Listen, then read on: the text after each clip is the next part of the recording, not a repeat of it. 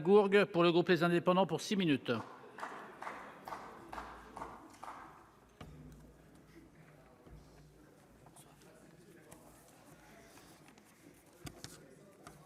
Monsieur le Président, Madame la Ministre, mes chers collègues, la proposition de loi que nous examinons cet après-midi entend tirer les leçons des élections européennes de mai 2019 pour mieux accompagner les maires dans l'installation de panneaux électoraux et la gestion des bulletins de vote.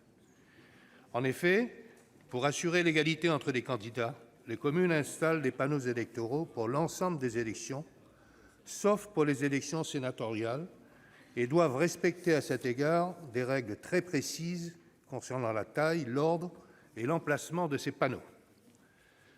Lors des dernières élections européennes, il est apparu qu'un grand nombre de communes ont manqué de panneaux face à la multiplication des candidatures.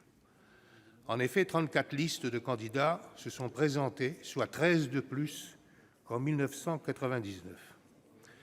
Les panneaux électoraux ne sont pas toujours utilisés par les candidats, alors qu'ils occupent une surface non négligeable sur l'espace public.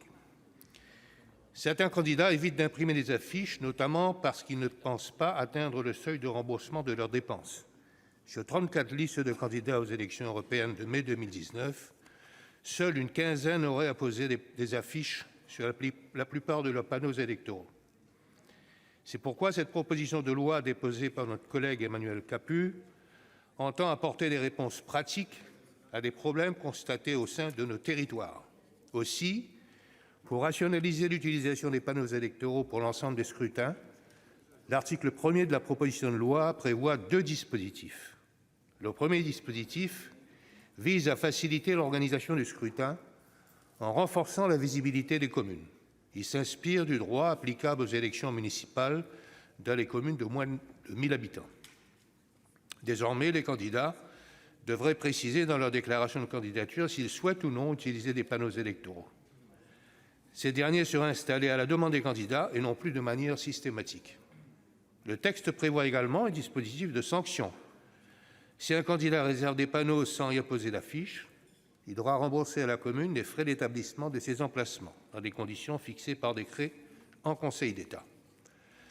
Le second dispositif tend à optimiser les conditions d'utilisation des panneaux d'affichage.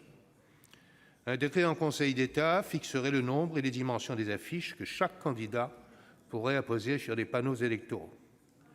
Si plus de 15 candidats utilisent leur emplacement, le nombre et la dimension des affiches seraient réduits de moitié. Pour sécuriser le dispositif, je me réjouis que la commission des lois ait adopté un amendement tendant à préserver les droits des candidats tout en poursuivant les objectifs de la proposition de loi. Ainsi, les candidats disposeraient d'un droit au remords. Ils pourraient solliciter l'installation de panneaux électoraux jusqu'au vendredi précédant le début de la campagne. Cette disposition constitue une souplesse pour les candidats qui modifient leur stratégie électorale en fonction de l'évolution des sondages ou des financements recueillis. Par ailleurs, je partage la proposition de la commission qui a supprimé le dispositif de sanction prévu par la proposition de loi. Celui-ci est apparu disproportionné pour les candidats de bonne foi et complexe à mettre en œuvre pour les maires. Je suis également satisfait que la commission n'ait pas retenu le dispositif visant à réduire de moitié le nombre et la dimension des affiches lorsque les panneaux électoraux sont utilisés par plus de 15 candidats. En effet, ce dispositif pouvait conduire à mettre au pilon de nombreuses affiches. S'agissant des élections municipales, seuls 4 jours séparent le dépôt de candidature et le début de la campagne officielle du premier tour. Beaucoup de candidats sont donc contraints d'imprimer leurs affiches avant de connaître le nombre total de candidatures. Enfin, je me félicite que la commission ait adopté un dispositif plus souple, consacrant la possibilité pour le maire d'adapter les dimensions des panneaux électoraux à 3 conditions. Premièrement, que le nombre de panneaux installés soit supérieur à 15. Deuxièmement, que la commune ne dispose pas d'un nombre suffisant de panneaux. Et troisièmement, que tous les candidats bénéficient d'une surface égale pour apposer leurs affiches. Madame la ministre, mes chers collègues, toujours attentifs aux préoccupations exprimées par les collectivités territoriales, le groupe Les Indépendants soutient pleinement l'objectif poursuivi par cette proposition de loi. L'ensemble de mon groupe votera donc en faveur de ce texte.